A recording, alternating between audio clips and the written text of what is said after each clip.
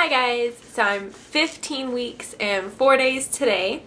Sorry this video is late again. I've just been super busy because it is now 2 weeks and 6 days until the wedding, so it's exciting. So this week I have been a little bit more nauseous, which I know it was going away the last few weeks, but like yesterday I threw up, which I haven't thrown up in a few weeks. So yeah, I've been a little bit more nauseous, which is never any fun. And I'm hungry all the time, and I have no appetite. So again, I dread when I become hungry again because I do not want to eat anything. My stomach muscles, like on the top of my stomach, like I know my uterus like isn't near this point at all yet, but they're getting really sore, and I think it's just from my stomach like stretching. So my stomach muscles are starting to get really sore, which is no fun. My boobs are getting so much bigger, and it's like I don't remember them getting this big with Lilia at all, but I don't know, maybe it's because after breastfeeding they went down a lot, so they're just getting really full again. Also, this is kind of embarrassing, but I have a really hard time getting up the stairs and I feel like I'm just like in really bad shape, but I know I'm not like in that bad of shape.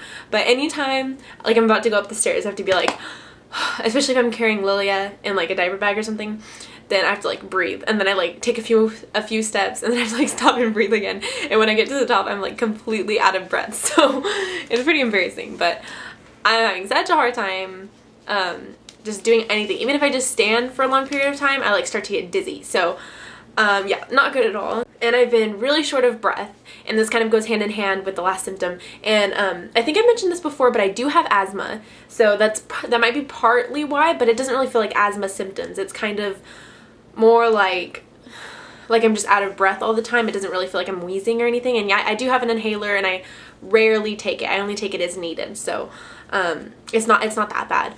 Yeah, so I am short of breath just randomly sometimes.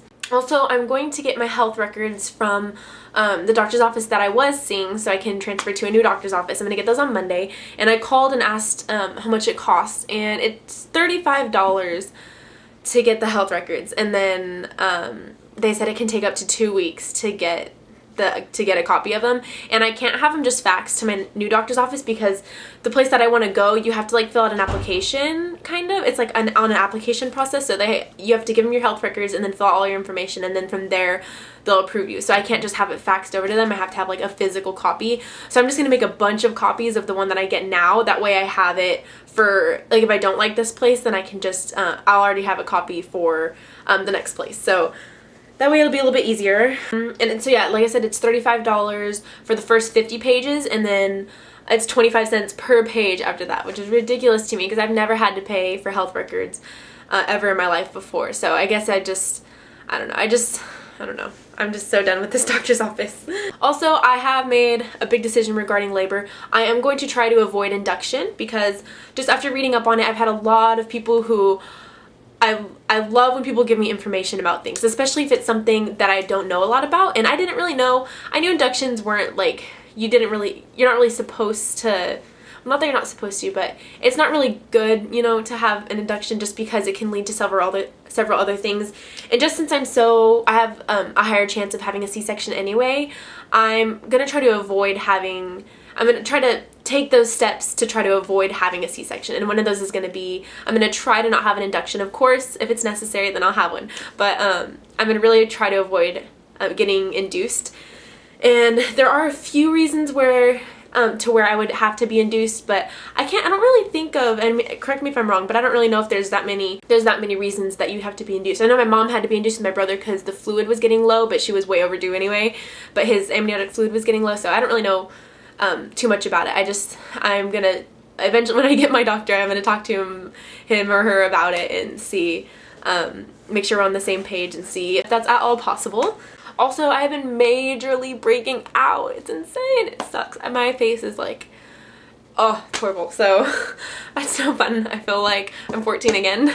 So I had my prenatal appointment on Monday or Tuesday. I don't remember which one it was now. But if you haven't seen that update, then go ahead and watch that last video because I talked all about what happened in that appointment. And one thing that I think I forgot to mention, I might have mentioned it, but also they were gonna send me to get my AFP screening But I think I should wait on getting it done because I am getting my health records and I don't want them to be out of date by the time that I switch doctors. So I know the AFP screening is between 15 and 20 weeks, so I'm at the very beginning right now. So I have time to wait, and that's, I mean, the AFP screening isn't even mandatory, it's just kind of if you want to know.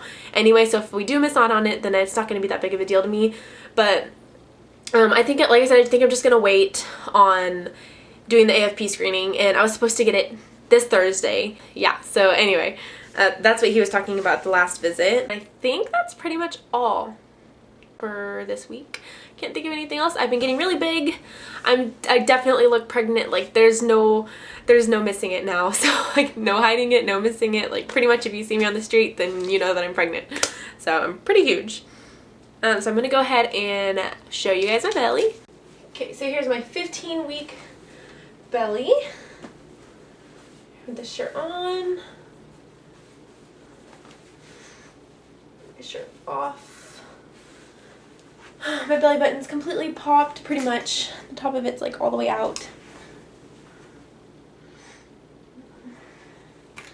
And measure it.